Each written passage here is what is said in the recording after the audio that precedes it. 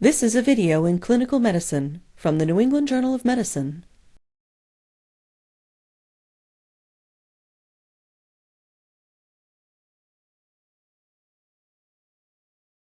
The placement of a central venous line is an essential technique in the treatment of many hospitalized patients. This video will demonstrate the placement of a central venous catheter in the internal jugular vein with the use of one of several variations of the Seldinger technique. An additional video on subclavian line placement will be forthcoming. We will demonstrate and review the regional anatomy of the neck, indications for the insertion of a central line, the recommended site and technique for placement of a line in the internal jugular vein, selected complications associated with the procedure and suggestions for how to avoid them, and appropriate care of the line after it has been placed. The placement of a central venous line is indicated for the continuous monitoring of central venous pressure, the delivery of critical or caustic medications, for emergency resuscitation, hemodialysis, and pulmonary artery catheterization.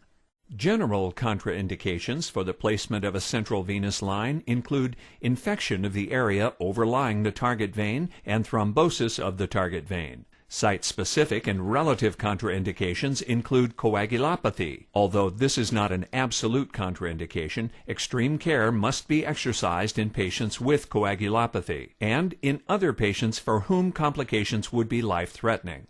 After the procedure has been explained and consent obtained, review the records to confirm that there are no contraindications and examine the patient, concentrating on the regional landmarks. The internal jugular vein can be found at the apex of the triangle formed by the sternal and clavicular heads of the sternocleidomastoid muscle just lateral to the carotid artery.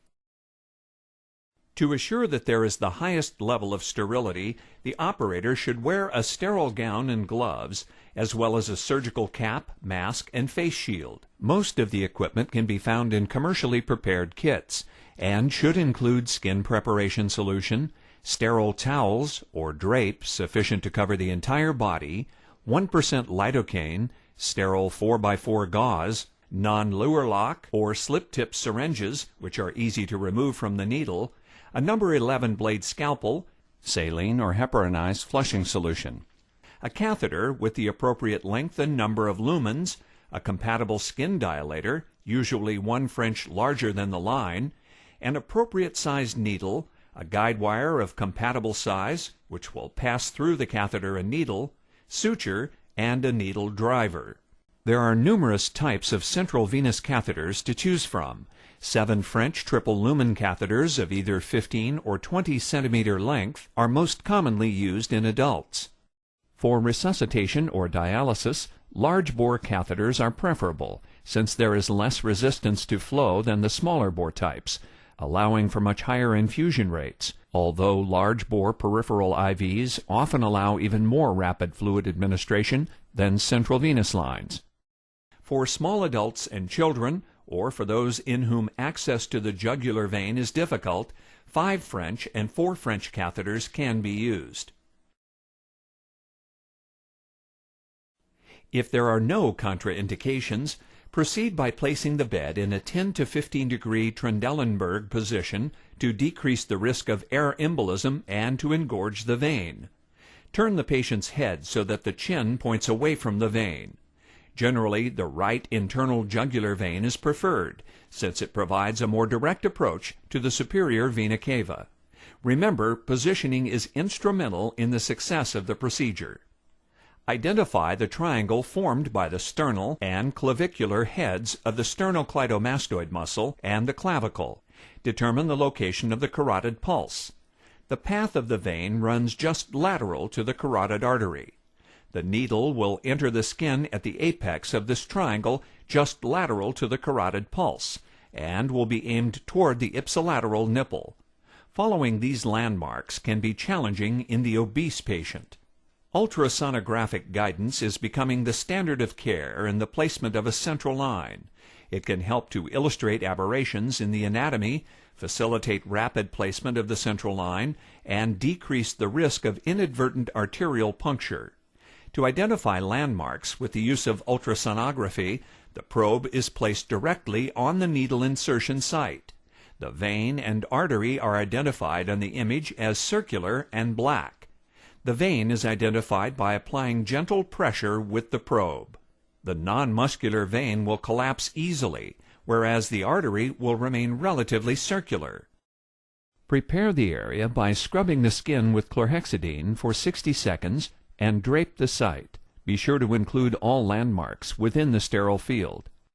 If the patient is conscious, explain that his or her face will be covered, but that breathing will not be obstructed, and that he or she can signal for attention by raising his or her hand.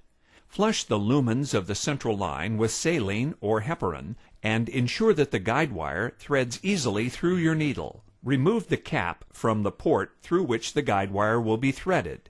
This is commonly the longer lumen. If using ultrasound, prepare the ultrasound probe with a long sterile sleeve, being careful not to contaminate the sleeve prior to placing it on the sterile field. During the placement of the line, any assistant or observer should feel empowered to halt the procedure if there is a break in sterile technique. Confirm the needle insertion site again.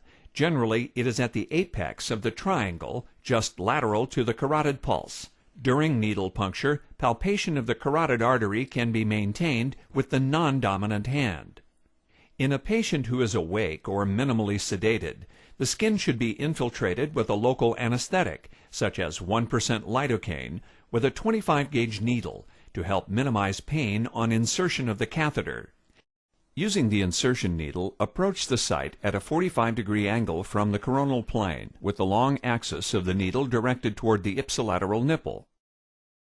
Puncture the skin at the apex of the triangle at the medial border of the sternal head of the sternocleidomastoid muscle, entering just lateral to the carotid pulse.